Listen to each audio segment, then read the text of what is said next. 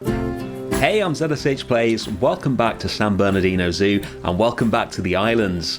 Today we're going to be building a beautiful little habitat for the Asian small-clawed otter, but before we start that, I want to show you what I've been working on in the Gibbon Islands since the last episode. So since then, I have put in another climbing wire so the gibbons have more than one route to get between the islands. I've also made the lake itself shallower. Last week I made it 2 meters deep and then told you that the keepers would be able to get between the islands just by putting on a pair of waders. And I've also replaced the temporary shelter that we built last week with this, which I much prefer. Just a little Indonesian style build which fits perfectly onto the smallest island, and then I've got an implied entrance for the keepers using a guest gate and some hot wire and a bridge there. So that's the Gibbon Islands pretty much finished now. Really happy with those. Let's get on to the otters. So while I was building the Gibbon Islands, I had a sort of vague idea that there would also be otters swimming around in the islands alongside the gibbons.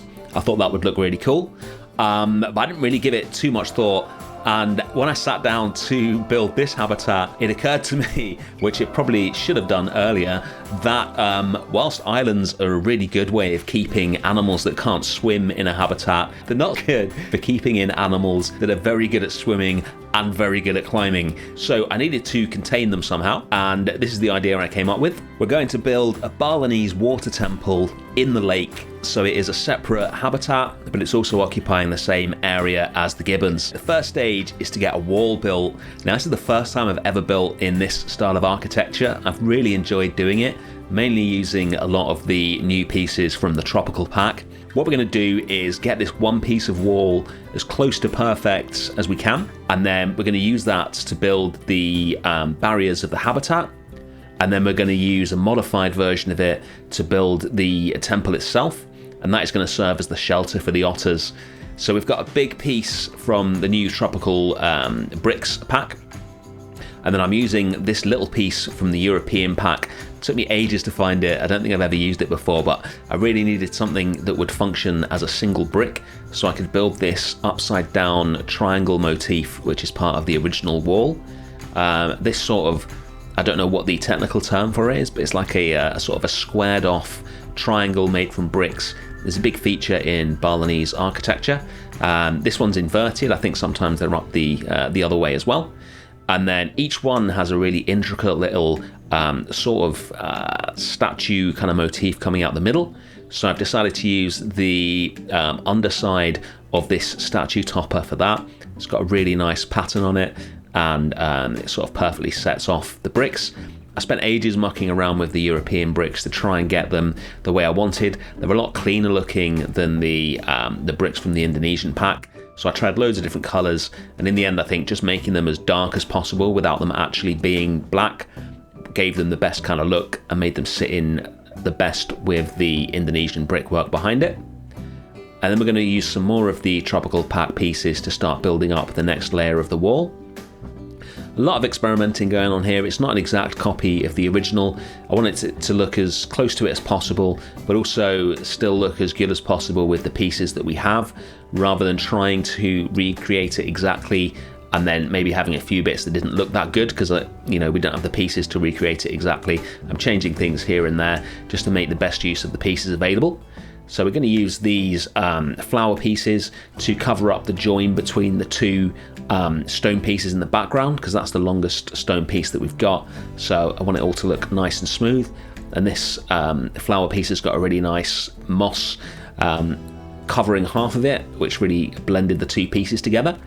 And then we're going to use a load of decals to weather the brickwork even more. I want this to have a really cool sort of old ruined temple feel to it.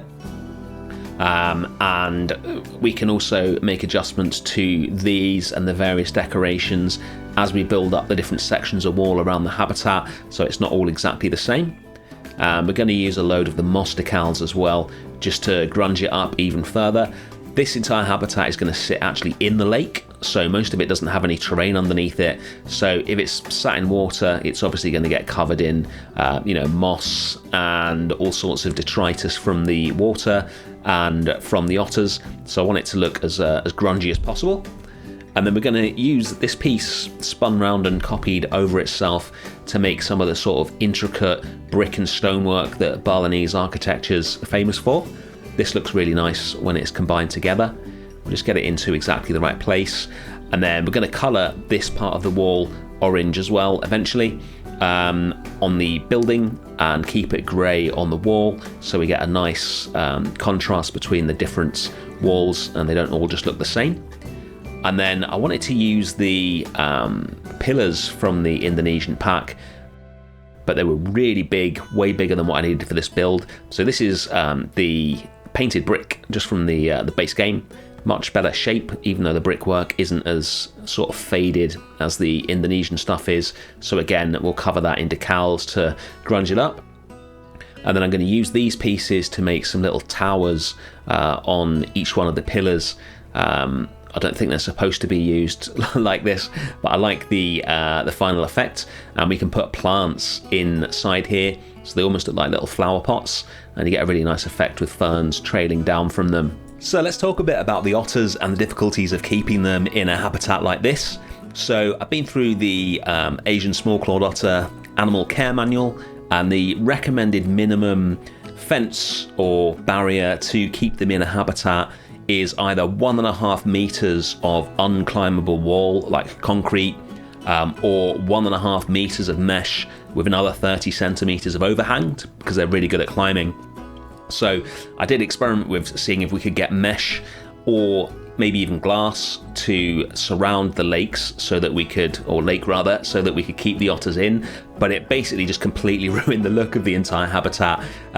Putting glass all the way around it wasn't too obtrusive, but you get crazy reflections, and obviously it would be ridiculously expensive to surround this entire lake with glass strong enough to withstand curious otters.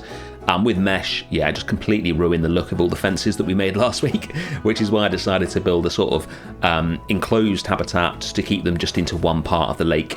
So we put the walls in here. You can see how they're going straight into the water, and then I'm going to cover up most of this water with some paving slabs that we're going to make in a minute, and then we're going to have a formal style pool in the middle of the habitat for the otters to swim in.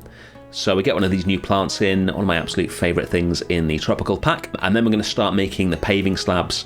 So I experimented with a few different pieces from the new pack until I got what I thought would work best, which is these. So with the moss that runs around the side of these, or the grunge, whatever it is, if you put these down and then just copy 4 of them around, you can make a really big paving slab that's already got all this nice moss around the sides of it without having to use any decals or anything like that, which is really useful. So we're going to make a big paving slab with these, and then we will put a little motif in the middle of it using the same piece that we used on the wall. But this time we're going to use the underside of it because it's a lot flatter and less detailed, and it just looks a lot better as part of a paving slab.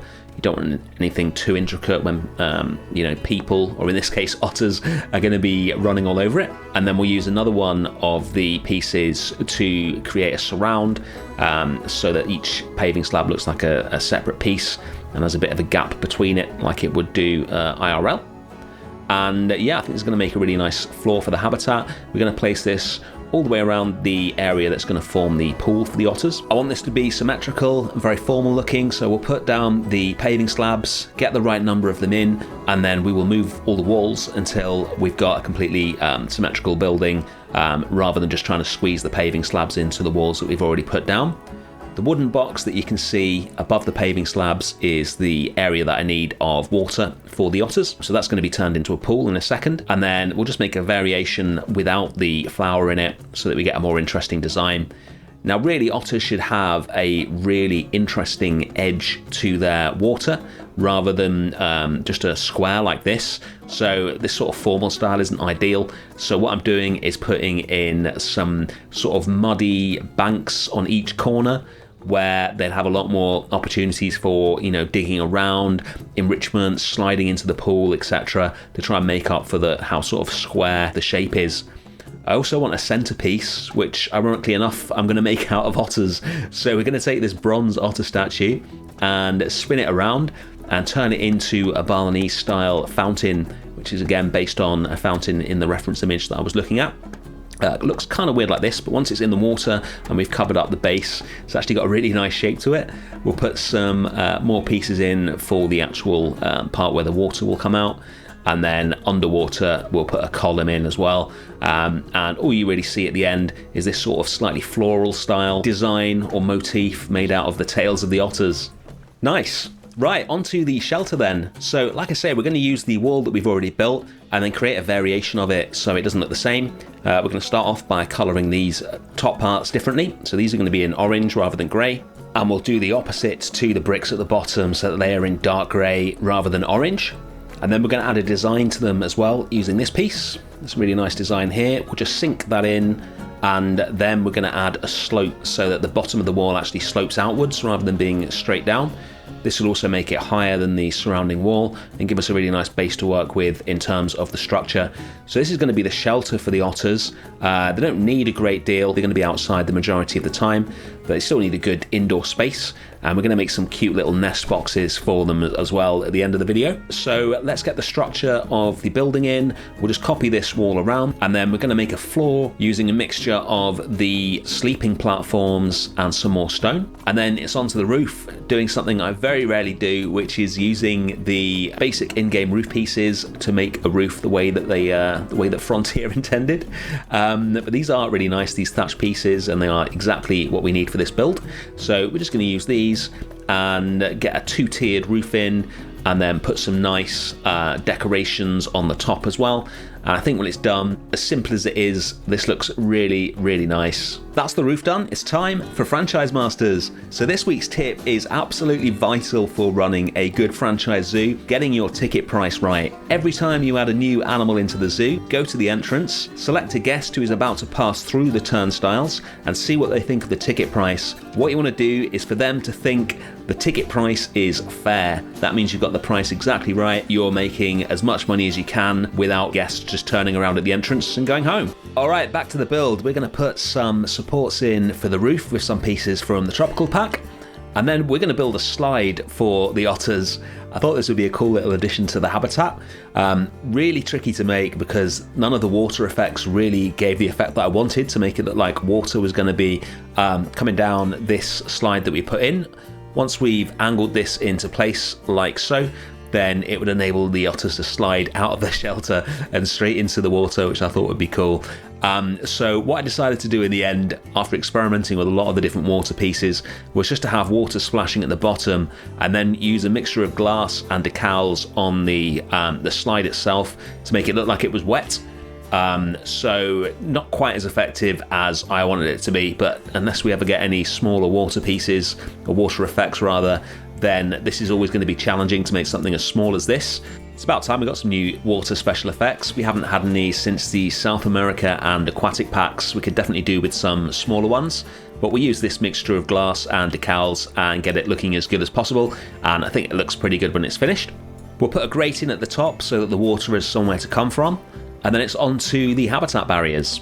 So we'll use entirely null barriers to build this, same as we did with the Gibbon Islands. We'll put these all the way around the edge of the building that we've just made, and then we'll put a keeper gate in here, and then delete parts of the wall and move things around until we can fit it seamlessly into the back of the building.